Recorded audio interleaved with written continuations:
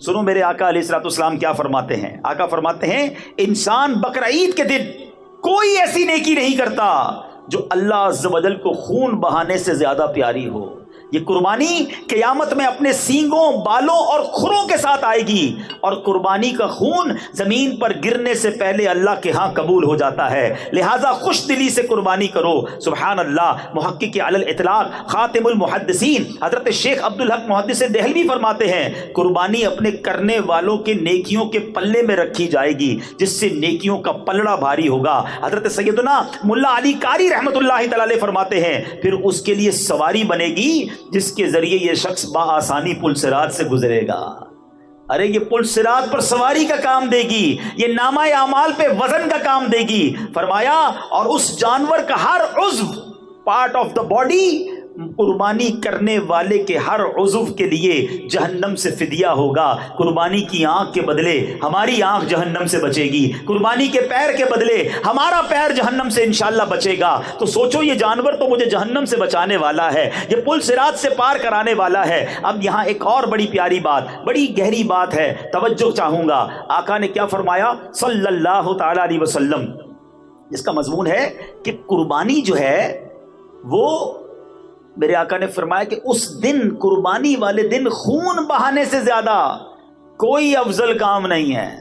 اب آج کل کچھ لوگوں کو پتہ نہیں کیا ہو گیا ہے، کہتے ہیں یار اتنی ساری قربانی کرنے سے بہتر ہے کسی غریب کی شادی کرا دو، کسی غریب کی مدد کر دو.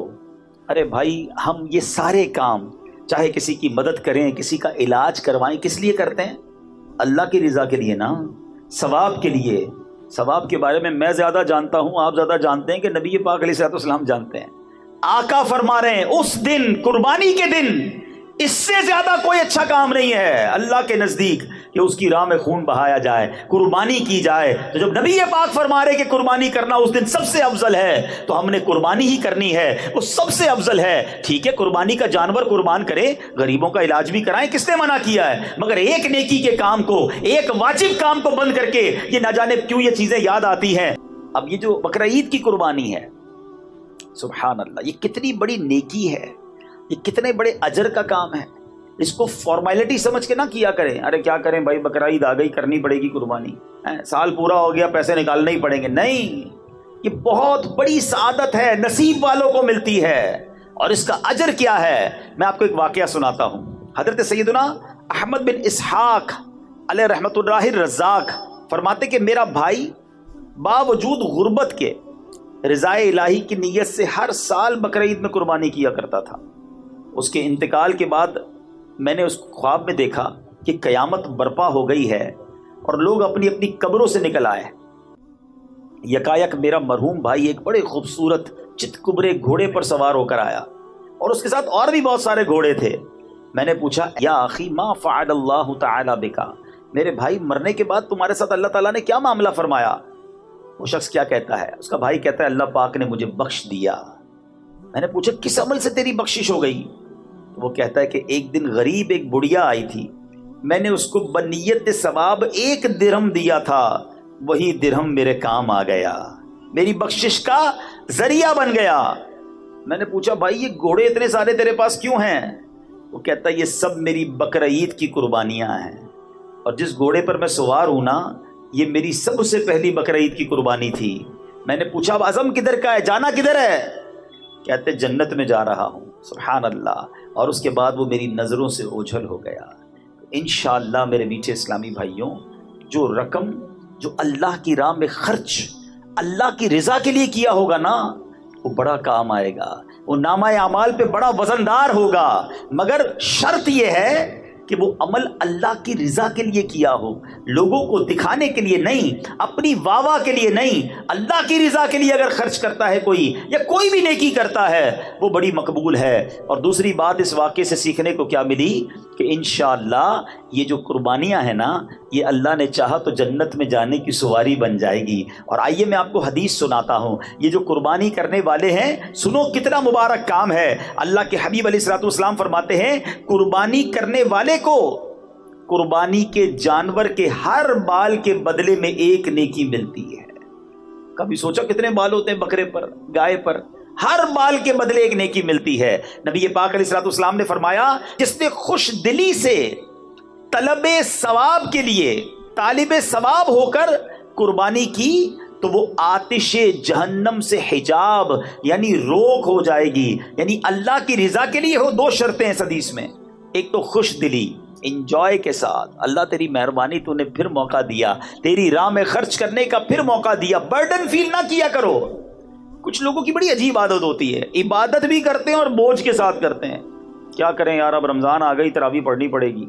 ارے اس کو تم بوجھ سمجھ رہے ہو؟ یار سال گزر گیا، اب زکوٰۃ دینی پڑے گی۔ ایک جگہ میں بیٹھا تھا، پتہ عجیب سی بات کی، کہتے ابھی بھائی کاروباری لوگوں کا سب سے بڑا خرچہ، جن کے پاس پیسہ زیادہ ہے نا، ان کا سب سے بڑا خرچہ ہی زکوٰۃ ہے۔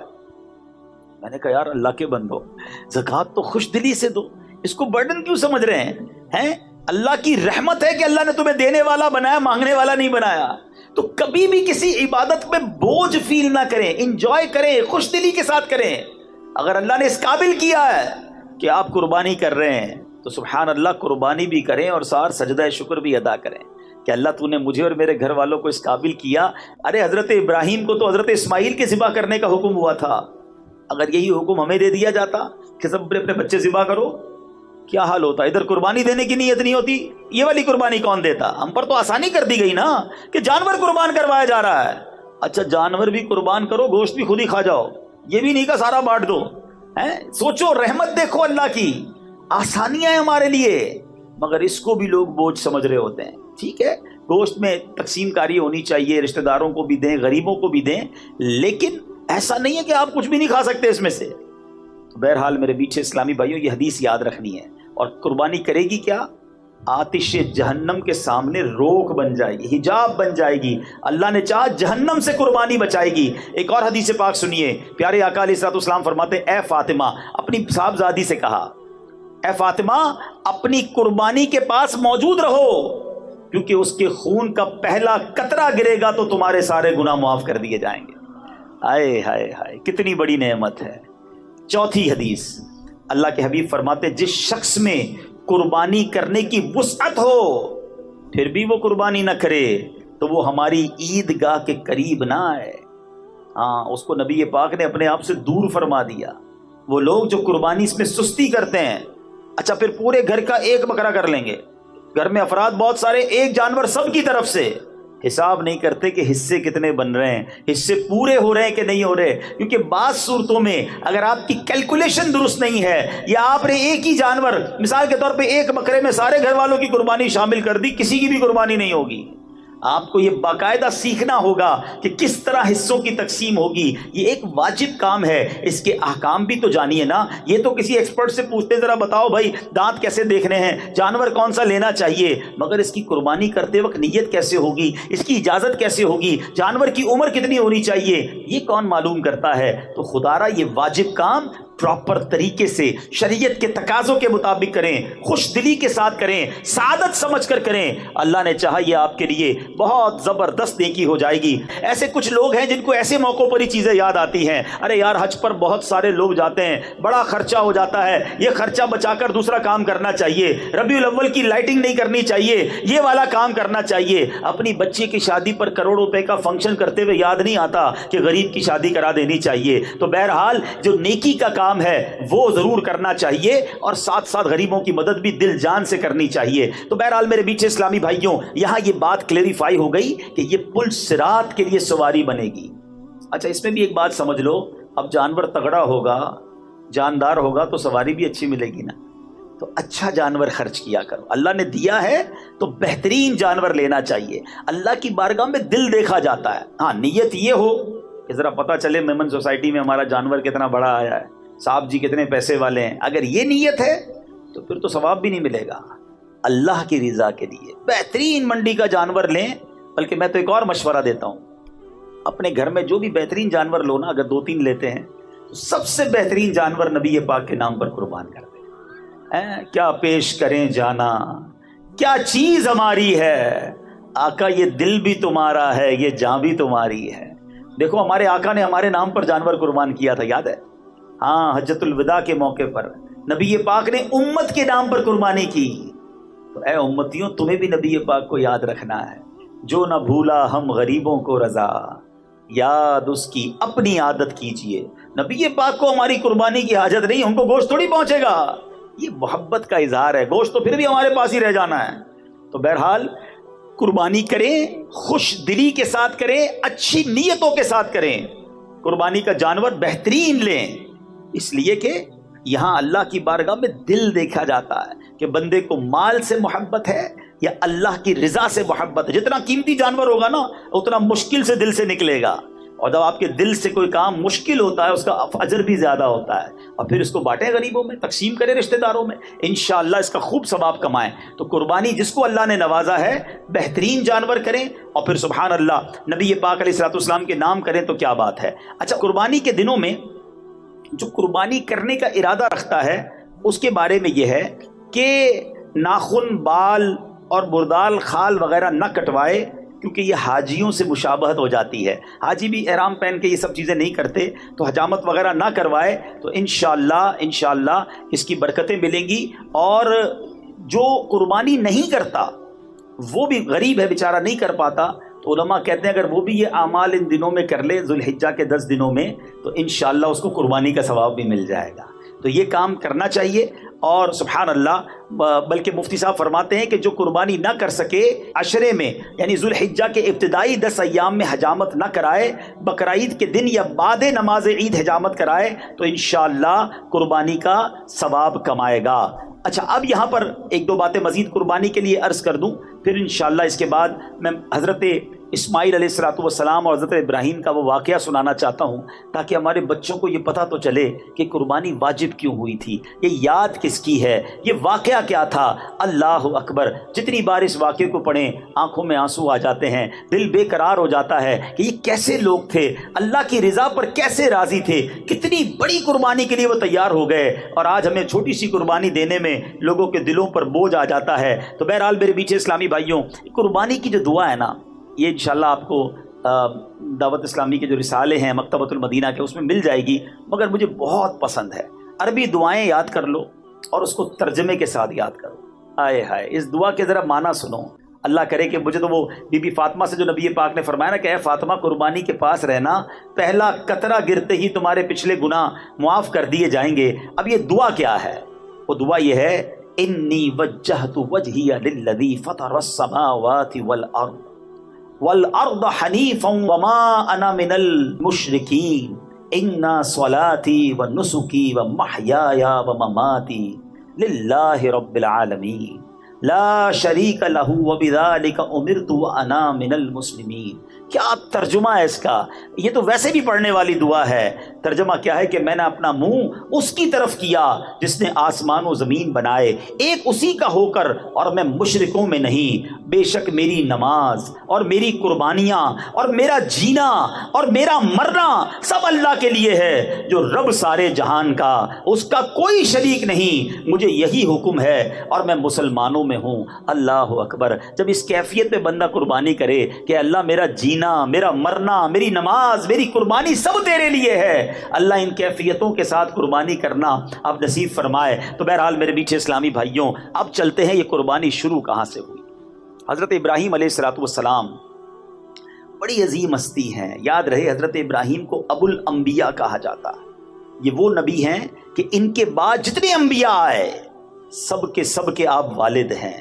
آپ کو ابو الرحیم بھی کہا جاتا ہے، ابراہیم ابو الرحیم بھی کہا جاتا ہے۔ وہ کیوں؟ کہ آپ جو ہے بڑے مہمان نواز تھے، روزانہ دسترخوان پر آپ کو کوئی مہمان چاہیے ہوتا، جب تک مہمان نہ ملتا آپ کھانا نہیں کھاتے تھے۔ مہمان نوازی بھی آپ کے دور سے شروع ہوئی۔ اب آپ کو بیٹے کی تمنا تھی، آپ اللہ کی بارگاہ میں دعا کرتے تھے، اے اللہ مجھے بیٹا عطا کر دے۔ اچھا، آپ 99 سال کی عمر تک بے اولاد تھے، 99 ایئرس کی ایج۔ چلو تھوڑا سا یہاں ایک درس دے دوں، کئی لوگ ملتے ہیں کہتے ہیں اولاد نہیں ہے، اور پھر مایوسی کی باتیں کرتے ہیں، میں تو نماز پڑھتا ہوں پھر بھی اولاد نہیں ملتی، حج کر کے آیا پھر بھی اولاد نہیں ہے۔ معاذ اللہ، اللہ کی رضا پر راضی نہیں ہے۔ ایک بات یاد کر لو، اگر رب نے کچھ نہیں دیا نا تو یہی میرے لیے بہتر ہوگا۔ کیا پتہ تمہارے نصیب میں ایسی اولاد ہو جو تمہیں مار کے گھر سے نکالتی ہیں۔ بعد میں ماں باپ کہتے ہیں نا، نہ ہی ہوتی اولاد تو اچھا تھا۔ نہیں ہوتی ایسی اولاد، کیسی کیسی نافرمان اولاد ہوتی ہے لوگوں کی۔ میرا رب اگر اسی پر راضی ہے تو راضی رہو نا. 99 ایئرز کی ایج ہو گئی حضرت ابراہیم کی, اولاد نہیں ہے مگر رب سے دعا کرتے ہیں, مایوس بھی نہیں ہے. اور دعا کا انداز کیا تھا؟ آپ کہتے ہیں اسمع یا ایل, اسمع یا ایل. اسمع عربی میں کہتے سن لے, اور عبرانی زبان میں ایل کہتے اللہ کو, پروردگار کو, اے اللہ میری سن لے. سبحان اللہ. حضرت اسماعیل 99 سال میں حضرت ابراہیم کو عطا کیے گئے, اور حضرت ابراہیم نے بیٹے کا نام ہی اسماعیل رکھ دیا. جو دعا میں پکارتے تھے اسمع یا ایل, یہی نام اسماعیل جو ہے وہ اپنے بیٹے کا نام رکھ دیا. اے میرے میٹھے اسلامی بھائیوں, یاد رہے حضرت ابراہیم کی کیا شان ہے. رسول پاک علیہ الصلوۃ والسلام کے بعد تمام انبیاء میں سب سے افضل نبی حضرت ابراہیم علیہ السلام ہیں. حضرت ابراہیم ہی اپنے بعد میں آنے والے سارے انبیاء کرام کے والد ہیں.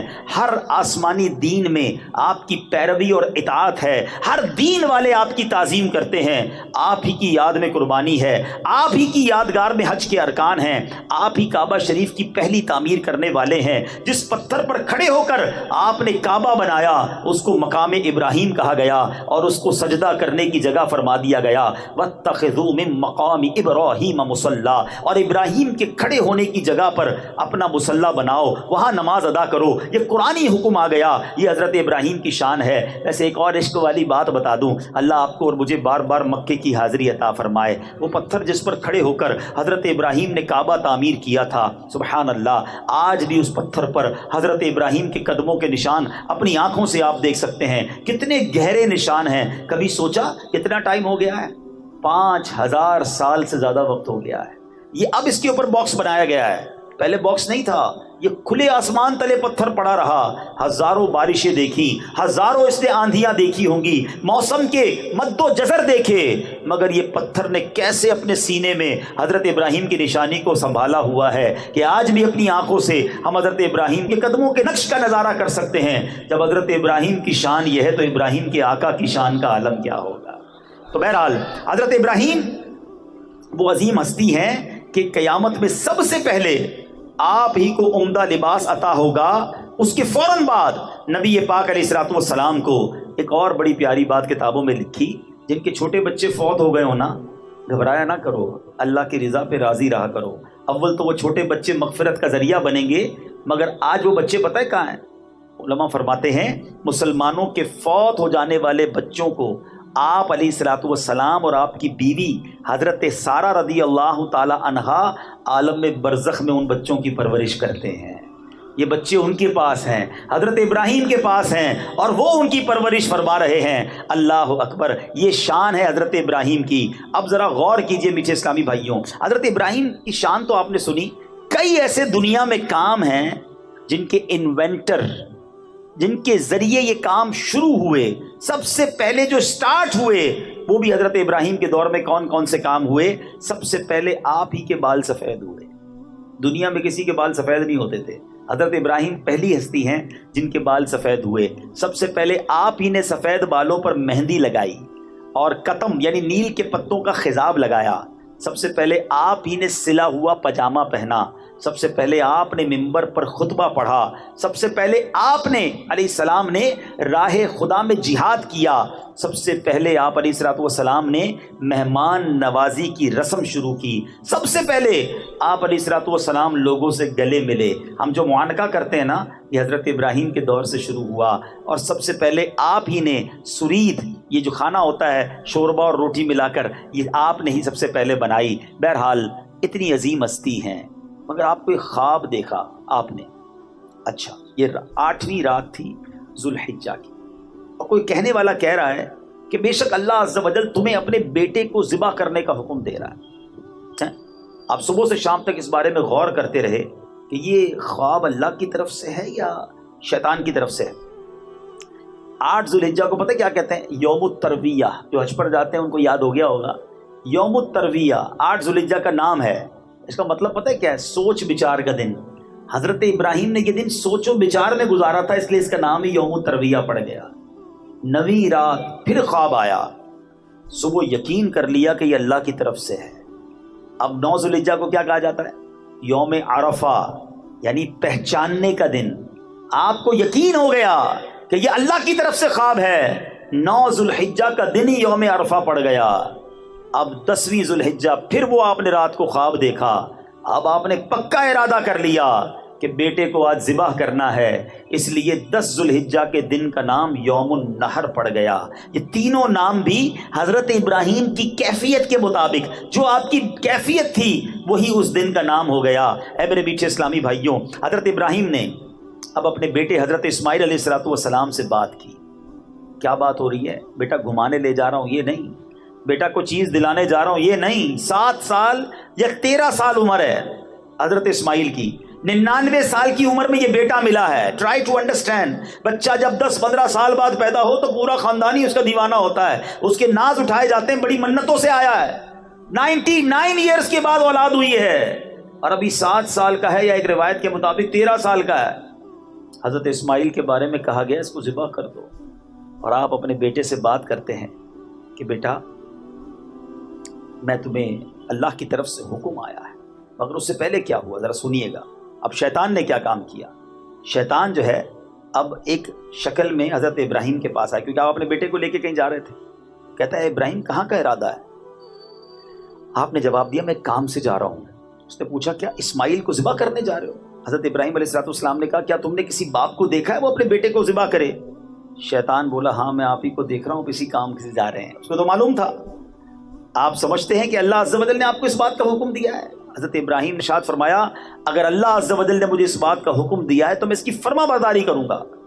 شیطان نے یہاں وسوسہ ڈالنے کی کوشش کی، کامیاب نہیں ہوا. اب بی بی ہاجرہ کے پاس گیا.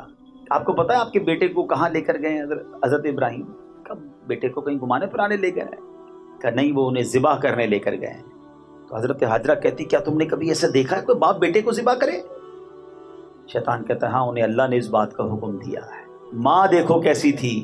بی بی ہاجرہ کہتی ہیں اگر ایسا ہے تو انہوں نے اللہ کی اطاعت کر کے بہت ہی اچھا کیا ہے. اگر اللہ نہیں فرمایا نا پھر تو یہ فیصلہ ٹھیک کیا انہوں نے. شیطان نے دیکھا نہ باپ ہل رہا ہے نہ ماں ہل رہی، چھوٹا بچہ حضرت اسماعیل کے پاس چلا گیا. کہتا ہے اسماعیل پتہ ہے تمہارے بابا جان کہاں لے جا رہے ہیں؟ تو کہتے ہیں کہ والد صاحب اپنے ساتھ کہیں لے جا رہے ہیں. کہ تمہیں معلوم ہے اللہ نے انہیں حکم دیا ہے تمہیں ذبح کرنے کے لیے. ذرا سوچو تربیت کا کیسا شاہکار ہے حضرت اسماعیل. فرماتے ہیں اگر رب نے حکم دیا ہے تو بابا جان بالکل ٹھیک کرنے جا رہے ہیں، پھر میں بھی اس کام کے لیے راضی ہوں. اللہ اکبر. اب شیطان نے دیکھا کوئی نہیں مان رہا، بہکانے کی کوشش میں ناکام ہوا تو ایک مقام پر پہنچا. حضرت ابراہیم نے اسے 7 کنکریاں ماری. اگلے مقام پر پہنچا، اب وہاں فرشتوں نے کہا حضور یہاں بھی کنکریاں ماریں. حضرت ابراہیم نے پھر کنکریاں ماری. آگے جا کر پھر ایک مقام پر اس نے بہکانے کی کوشش کی. اللہ اکبر. فرشتوں نے حضرت ابراہیم سے کہا کہ یہاں بھی کنکریاں ماریں. حضرت ابراہیم نے وہاں بھی اسے 7 کنکریاں ماری. شیطان کو 3 مقامات پر جو کنکریاں مارنے کی یادگار ہے وہ باقی رکھی گئی ہے. آج بھی حاجی اسی یاد کو کرتے ہوئے جمرے پر رمی کیا کرتے ہیں. اے میرے بیچ اسلامی بھائیوں، یہ کیسے لوگ تھے، کتنا یقین تھا رب کے وعدوں پر، اللہ کی رضا پر کیسے راضی تھے. حضرت ابراہیم نے اپنے بیٹے سے جو بات کی، جو کورسپونڈنس کی، وہ قرآن میں موجود ہے. کیا الفاظ ہے ذرا سنو. حضرت ابراہیم اپنے بیٹے سے کیا کہتے ہیں؟ یا بنی انی ارا فی المنام انی اذبحک فانظر ماذا تری. اے میرے بیٹے میں نے خواب دیکھا ہے. باپ اپنے بیٹے سے بات کر رہا ہے. میں نے خواب دیکھا تجھے ذبح کرتا ہوں، اب تو دیکھ تیری کیا رائے ہے. اللہ اکبر. کسی سے یہ کہا جائے کہ تجھے ذبح کرنے کا ارادہ ہے، خواب میں حکم ملا ہے، اپنا بیٹا بھی ہو تو گھر چھوڑ کے بھاگ جائے. یہ کیسا بیٹا ہے. کیا کہتے ہیں سنو. کہتے ہیں اے میرے باپ کیجئے جس بات کا آپ کو حکم ہوتا ہے، خدا نے چاہا تو قریب ہے کہ آپ مجھے صابر یعنی صبر کرنے والا پائیں گے. اللہ اللہ اللہ. سوچو تو صحیح ہے کیسے باپ بیٹے ہیں. اب حضرت اسماعیل علیہ السلام نے اپنے والد سے بڑی کمال کی عرض کی. کہتے بابا جان ایسا کریں مجھے ذرا رسیوں سے مضبوطی سے باندھ دیجیے گا.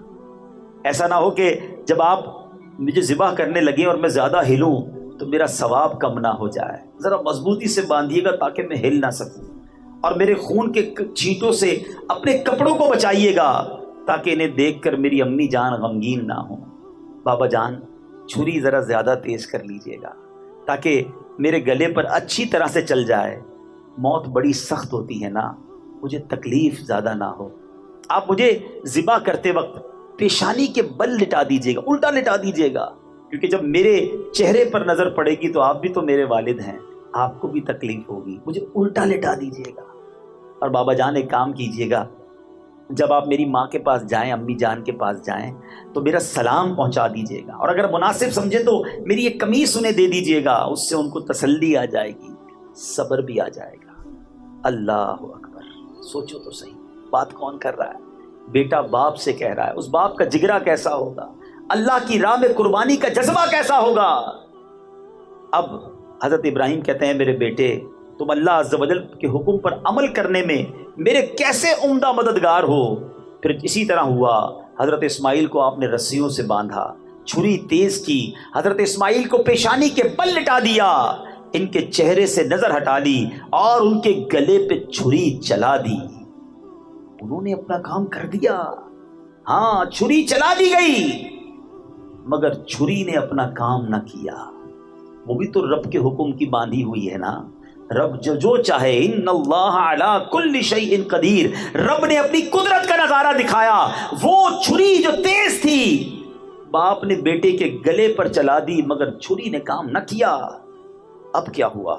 حضرت ابراہیم علیہ السلام پر وحی نازل ہوئی اور ہم نے اسے ندا فرمائی کہ اے ابراہیم تو نے خواب سچ کر دکھایا، ہم ایسا ہی صلہ دیتے ہیں نیکوں کو، بے شک یہ روشن جانچ تھی اور ہم نے ایک بڑا ذبیحہ اس کے فدیے میں دے کر اسے بچا لیا، یہ امتحان لیا گیا۔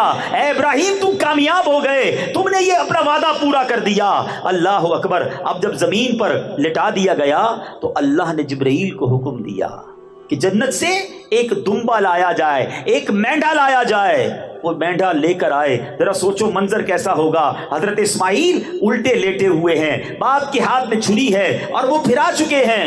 اب اوپر سے آواز آتی ہے، اللہ اکبر اللہ اکبر۔ حضرت جبرائیل مینڈا لے کر آ رہے ہیں اور اوپر سے صدا لگا رہے ہیں۔ حضرت ابراہیم نے جب اوپر دیکھا تو جان لیا کہ اللہ کی طرف سے آزمائش کا وقت گزر چکا ہے، امتحان پورا ہو گیا ہے، بیٹے کے فدیے کی جگہ مینڈا بھیجا جا رہا ہے۔ حضرت ابراہیم نے اب خوش ہو کر کیا کہا، لا الہ الا اللہ واللہ اکبر۔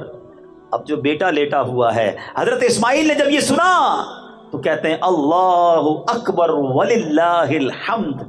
اس کے بعد کیا ہوا؟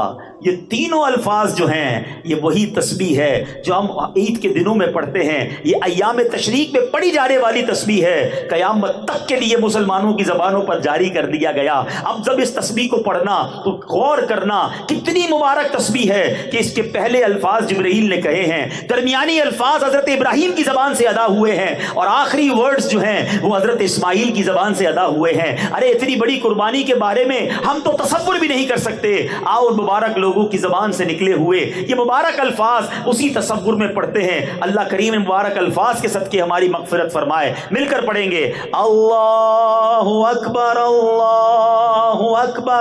لا الہ الا اللہ واللہ اکبر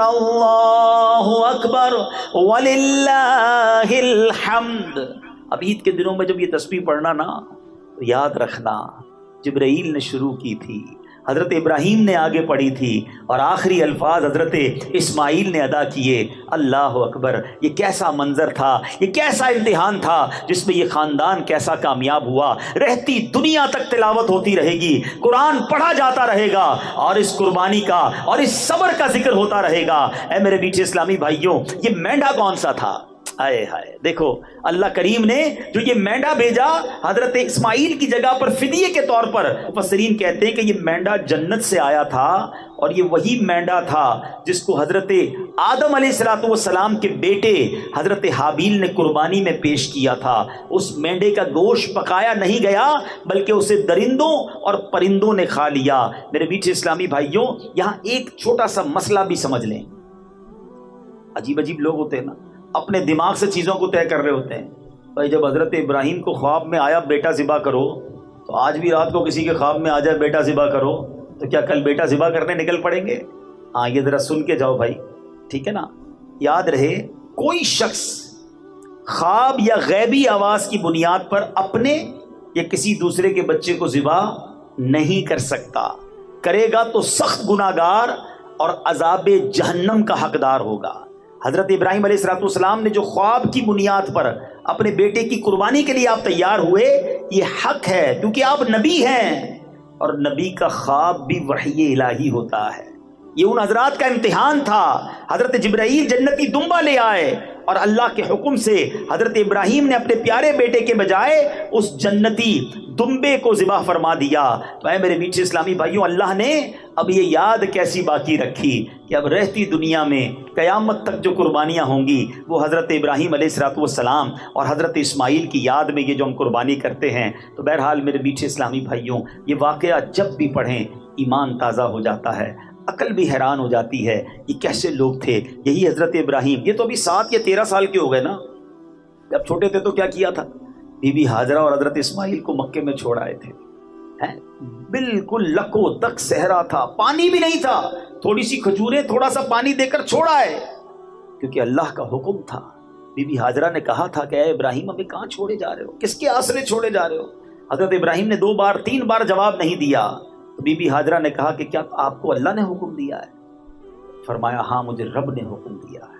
کہا اگر اللہ نے حکم دیا ہے تو بڑا کارساز ہے، وہ ہمیں ضائع نہیں کرے گا۔ یہ کیسی ماں تھی، یہ کیسا خاندان تھا۔ ارے آج اپنے گھر والوں کو چھوڑ کر کوئی تھوڑے دنوں کے لیے دین کے کام کے لیے جائے تو گھر والے نہیں جانے دیتے، پریشان ہو جاتے ہیں۔ یہ کیسے لوگ تھے کہ اپنے بیوی کو، اپنے بچے کو، جس بچے کو بڑی دعاؤں سے مانگا تھا، ایک صحرا میں چھوڑ کر آ گئے، مگر وہی ٹھہرنا مکے کی آباد کاری کی بنیاد بنا۔ وہ حضرت اسماعیل کا رونا، وہ بی بی ہاجرہ کا دوڑنا، وہ زمزم کا جاری ہونا، وہ کنویں کا ابل پڑنا، اور اس کے بعد جناب لوگوں کا مکے میں آ کر آباد ہونا۔ اور اب پھر مکہ جب آباد ہوا تو کعبے کی تعمیر بھی اللہ کریم نے یہ شرف حضرت اسماعیل اور حضرت ابراہیم کو عطا فرمایا۔ یہ جو مقام ابراہیم کی بات ہو رہی تھی، ایک اور معجزہ بتاؤں حضرت ابراہیم کا۔ مقام ابراہیم آپ دیکھیں، کعبہ جب ہم دیکھتے ہیں نا کتنا اونچا ہے، اتنی اونچی تعمیر کیسے کی ہوگی؟ آج کے زمانے میں تو کرین اور بہت ساری چیزیں ہوتی ہیں، بڑے بڑے پتھر اوپر تک پہنچانے ہوتے ہیں، لفٹیں لگتی ہیں۔ کتابوں میں لکھا ہے جو مقام ابراہیم تھا نا، کعبے کی دیوار جتنی اونچی ہوتی جاتی تھی مقام ابراہیم اتنا اوپر ہوتا جاتا تھا۔ یہ لفٹ کا کام کرتا تھا، جب نیچے تعمیر کرنی ہوتی تھی یہ پتھر نیچے آ جاتا تھا۔ اللہ اکبر، اللہ نے اپنے گھر کی تعمیر کا کیا انتظام کیا۔ اچھا پھر جب اس کی تعمیر کرنی تھی ایک اور پرابلم تھی، کعبہ جو ہے وہ اٹھا لیا گیا تھا طوفان نوح کے موقع پر۔ اب کعبے کی ڈائمنشنز نہیں پتا تھی کہ ایگزیکٹلی کعبہ کدھر ہے جہاں بنانا ہے۔ حضرت ابراہیم کو حکم ہوا اے ابراہیم کعبے کی تعمیر کرو۔ اب اس جگہ کی نشاندہی کے لیے ایک بادل بھیجا گیا۔ ارشاد ہوا اس بادل کے نیچے جتنی سائے کی جگہ ہے نا، یہی کعبے کی 4 دیواری کی جگہ ہے، یہاں کعبہ تعمیر کرو۔ ایگزیکٹلی ڈائمنشن بتانے کے لیے ایک بادل بھیجا گیا۔ حضرت ابراہیم نے بالکل اس کے نیچے باؤنڈری بنائی اور کعبے کی تعمیر شروع کی۔ کعبہ تعمیر ہو گیا۔ اب حضرت ابراہیم کو حکم ہوا اے ابراہیم لوگوں کو حج کے لیے بلاؤ، لوگوں کو آواز لگاؤ۔ مکے میں کتنے لوگ رہتے تھے؟ آپ نے کہا یا اللہ ساری دنیا میں میری آواز کیسے پہنچے گی؟ آج میں حیدرآباد میں بیٹھا ہوں، بیان کر رہا ہوں، سینکڑوں ہزاروں لوگ ہیں، دور دور تک آواز جا رہی ہے، مائک ہے، مگر پھر بھی حیدرآباد کی اس میدان تک ہی ہے نا۔ اگر دنیا میں پہنچانی ہے تو اب انٹرنیٹ ہے، یہ سوشل میڈیا پر پتہ نہیں کوئی امریکہ میں کوئی یورپ میں ہمارا بیان سن رہا ہوگا، مگر اس زمانے میں تو یہ سب کچھ نہیں تھا۔ کہا گیا اے ابراہیم آواز لگاؤ۔ کہا یا اللہ میری آواز کیسے پہنچے گی؟ ارشاد ہوا ابراہیم آواز لگانا تمہارا کام ہے، پہنچانا ہمارا کام ہے۔ حضرت ابراہیم چڑھ گئے جبل ابو قبیس پر، آج بھی وہ پہاڑ موجود ہے صفا مروہ کے ساتھ ہے، اور یہ سب سے قدیم پہاڑ کہا جاتا ہے۔ حضرت ابراہیم کھڑے ہوئے اور آپ نے لوگوں کو حج کے لیے بلایا، صدا لگائی۔ کیا صدا ہوگی؟ آپ کو پتہ ہے اللہ نے صدا کو کیسے پہنچایا؟ کتابوں میں لکھا ہے اس وقت دنیا میں جتنے لوگ تھے آل اراؤنڈ دا ورلڈ، سب نے حضرت ابراہیم کی اس آواز کو سنا۔ سنو، صرف لوگوں نے نہیں سنا بلکہ جو ابھی دنیا میں نہیں آئے تھے، ماں کے پیٹ میں تھے، انہوں نے بھی سنا، جو باپ کے پشت میں تھے انہوں نے بھی سنا، جن کی روحیں عالم ارواح میں تھی انہوں نے بھی سنا۔ اور جس نے جواب دیا اللہ اکبر اس وقت لبیک پڑھی گئی۔ کتابوں میں لکھا ہے جس نے حضرت ابراہیم کی اس صدا پر ایک بار لبیک کہا وہ زندگی میں ایک بار حج کرے گا، جس نے 2 بار اس وقت لبیک کہا وہ 2 حج کرے گا، جس نے جتنی بار اس وقت لبیک کہا تھا حضرت ابراہیم کی اس ندا پر اللہ کریم اتنی بار اسے حج پر بلائے گا۔ مبارک ہو ان کو جو حج کرائے ہیں، سبحان اللہ۔ اللہ کا جتنا شکر ادا کرے کم ہے کہ اللہ نے ہماری روح کو یہ توفیق بخشی تھی۔ ہم دنیا میں تو نہیں آئے تھے، ہزاروں سال پرانی بات ہے، حضرت ابراہیم کی اس پکار پر ہماری روح نے لبیک کہا، رب نے حج پر بلایا، اور ہم اللہ سے دعا کرتے ہیں مولا پھر حج پہ بلا، جو نہیں گئے انہیں بھی حج پہ بلا اور انہیں بھی وہ مبارک مناظر دیکھنا نصیب فرما۔ تو کمال کی داستان ہے حضرت ابراہیم کی باتیں، ان کی زندگی کے انداز، ایسے ایسے واقعات ہیں۔ نمرود کے سامنے جس طرح وہ 18-20 سال کی عمر میں کھڑے ہو گئے، آگ میں ڈال دیا گیا، مگر وہ اللہ تبارک و تعالیٰ پر توکل کیسا تھا، بھروسہ کیسا تھا، اور اس بھروسے کا کمال کیا ہوا کہ اللہ کریم نے حکم فرمایا اور وہ آگ گلزار بن گئی۔ ایک روایت کے مطابق 40 دن آپ آگ کے اندر رہے، مگر باہر آتے ہیں تو آپ کا بال بھی بیکا نہیں ہوتا ہے، آپ کے جسم پر خراش بھی نہیں ہے، اللہ نے آگ کو گلزار بنا دیا۔ فرق کیا ہے؟ آج ہماری مصیبتیں حل نہیں ہوتی، آج ہم ڈر اور خوف میں مبتلا رہ جاتے ہیں، ان کا توکل ایسا تھا کہ آگ گلزار بن جاتی تھی۔ کمال کی بات شاعر مشرق لکھتے ہیں، کہتے ہیں اگر آج بھی ہو ابراہیم سا ایمان پیدا، ایکچولی the difference is دل میں ایمان ہی وہ نہیں ہے، بھروسہ ہی وہ نہیں ہے، توکل ہی وہ نہیں ہے۔ کیا کہتے ہیں؟ اگر آج بھی ہو ابراہیم سا ایمان پیدا، آگ کر سکتی ہے انداز گلستاں پیدا۔ اگر آج وہ ایمان آ جائے تو آج آپ کی غموں کی آگ گلزار بن جائے گی، آج آپ کی مخالفت کی آگ بھی گلزار بن جائے گی۔ اور سبحان اللہ ایک اور بات سیکھنے کو ملی، عقل تو کہتی تھی اے ابراہیم آگ میں جاؤ گے جل کر راکھ ہو جاؤ گے، اتنی بڑی آگ ہے کہ پرندے نہیں گزر رہے، مگر حضرت ابراہیم کے عشق نے کچھ اور ہی فیصلہ کیا۔ شاعر کہتے ہیں نا، عقل والوں کے نصیبوں میں کہاں ذوق جنوں، ہر بات لاجک سے نہیں تولی جاتی، عقل والوں کے نصیبوں میں کہاں ذوق جنوں، عشق والے ہیں جو ہر چیز لٹا دیتے ہیں۔ بے خطر کود پڑا آتش نمرود میں عشق، یہ عشق کا فیصلہ تھا نا، عقل کا نہیں تھا۔ بے خطر کود پڑا آتش نمرود میں عشق، عقل تھی محو تماشائے لبے بام ابھی۔ ارے عقل تو سوچتی رہ گئی، عشق نے اپنا کام کر دیا۔ تو بہرحال میرے میٹھے اسلامی بھائیوں، ون آف دا بیوٹیفل سیرت کا شاندار ہسٹری ہے حضرت ابراہیم کی، کمال کی شخصیت ہے، جتنا پڑھیں ایمان تازہ ہوتا ہے۔ ارے اب تو قربانی کریں گے پھر ان کی یاد آئے گی، انشاءاللہ حج پہ جائیں گے پھر ان کی یاد آئے گی۔ اللہ سیدنا ابراہیم علیہ الصلوۃ والسلام کے مزار پر کروڑوں رحمتوں کی بارش نازل فرمائے اور ان کے فیوز و برکات سے ہمیں مالا مال فرمائے، ان کی سیرت سے کچھ سیکھنا نصیب فرمائے، اور اس بار اپنی قربانی کو شاندار انداز میں اخلاص کے ساتھ کرنے کی توفیق عطا فرمائے۔